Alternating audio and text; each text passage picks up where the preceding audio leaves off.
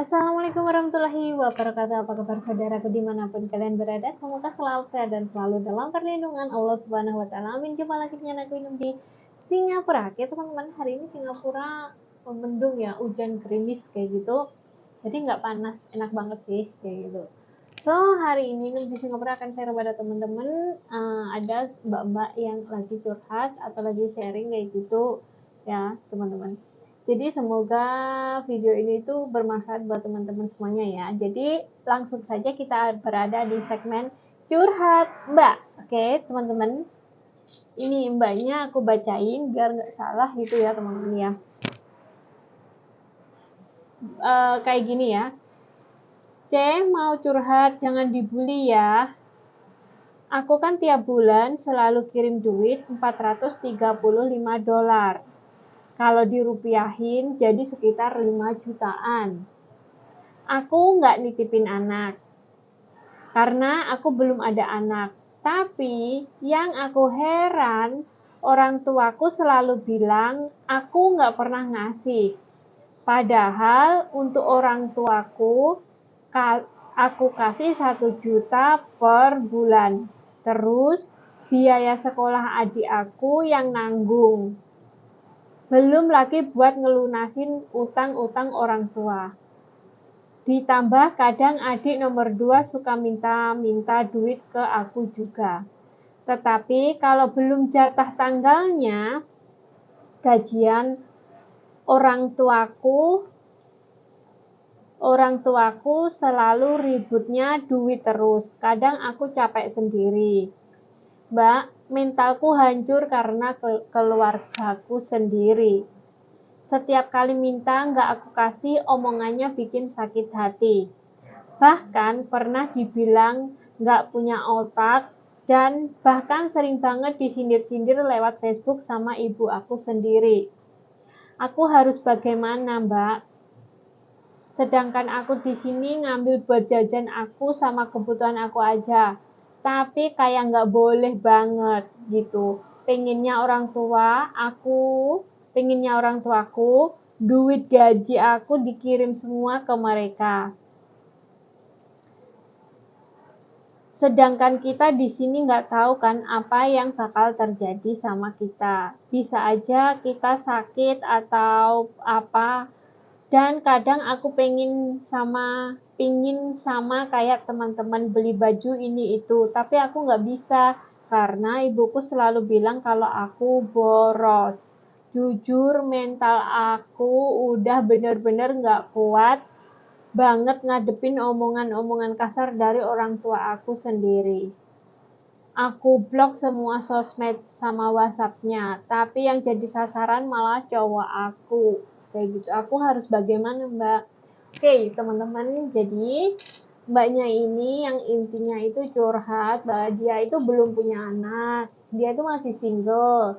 Terus setiap bulan tuh dikirim ke orang tuanya duitnya itu 300, sekitar 5 jutaan lah kayak gitu. Untuk orang tua sendiri 1 juta untuk keperluan adik sekolah juga, dan juga bayar utang, lunasin utang-utang orang tua. Oke, di sini teman-teman ya, banyak sekali, bukan hanya mbak ini, banyak sekali. Enggak cuma 1 2 kayak gitu ya. Rata-rata memang kita bekerja ke luar negeri itu gimana ya, buat biaya rumah ya, rata-rata tuh kayak gitu. Kayak sepertinya kita di sini tuh sudah kayak mau jajan aja tuh kita sayang banget, nanti kalau aku buat jajan di sini nanti di rumah kalau pingin ini gimana, di rumah nanti kalau pingin itu gimana, kalau aku nggak bisa ngasih gimana, kayak gitu ya. Pikir-pikir kalau mau jajan aja tuh pikir beberapa kali gitu. Namun masalahnya ada sebagian orang tua yang memanfaatkan anaknya yang di luar negeri itu buat kepentingan mereka sendiri, buat kepentingan pribadi mereka sendiri kayak gitu. Kayaknya mereka kayak nggak peduli anaknya itu jungkir balik di negara orang, itu kayak nggak peduli gitu. Yang penting aku dapat uang. Banyak juga yang seperti itu. Jadi untuk hal seperti ini mungkin banyak teman-teman yang di sana kayak gitu juga ya. Jadi aku saranin bahwa makanya di video-video aku sebelum-sebelumnya itu aku sarankan sebelum kalian pergi ke luar negeri, usahakan kalian membuka rekening bank sendiri kayak gitu ya teman-teman ya. Jadi terus bisa nggak bisa itu diwajibkan atau diharuskan kalian untuk menabung per bulannya, entah itu $50, entah itu $100, syukur-syukur kalau lebih. Biasakan menabung ya teman-teman, karena ya itu tadi banyak juga yang kayaknya kecewa gitu, semuanya dikirim kayak gitu, akhirnya waktu mau pulang itu kita nggak punya duit gitu loh. Jadi usahakan kalian untuk nabung ya setiap bulannya, setiap gajian usahakan itu pokoknya kayak diwajibkan gitu, kayak punya utang gitu di tabungan gitu ya teman-teman.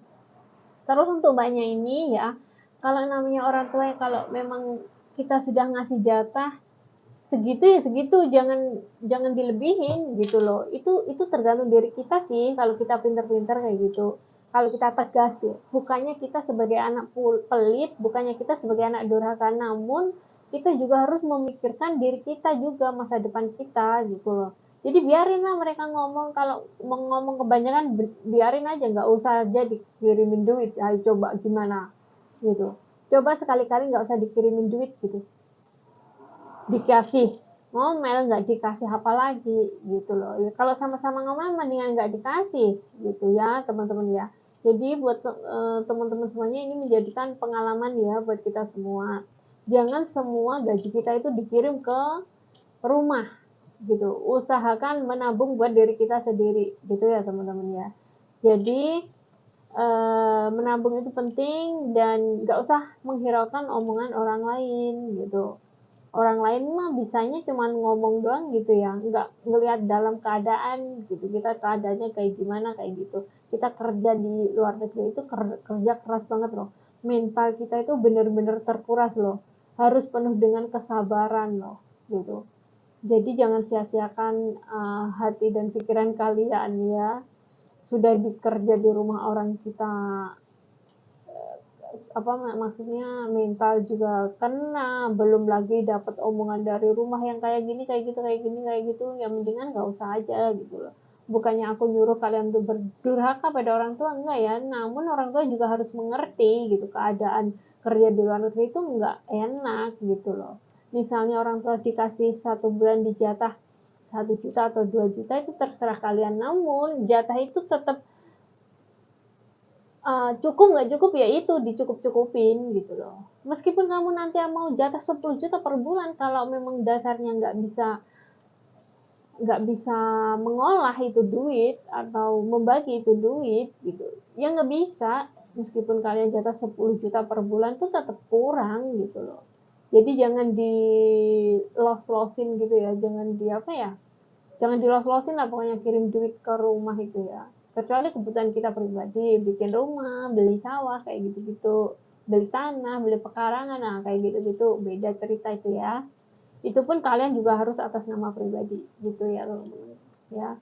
Jadi semoga sharing atau video dari Inem ini itu, mbak-mbak yang curhat ini itu bermanfaat buat teman-teman di luar sana, kalian juga, dan cukup sekian. Wassalamualaikum warahmatullahi wabarakatuh.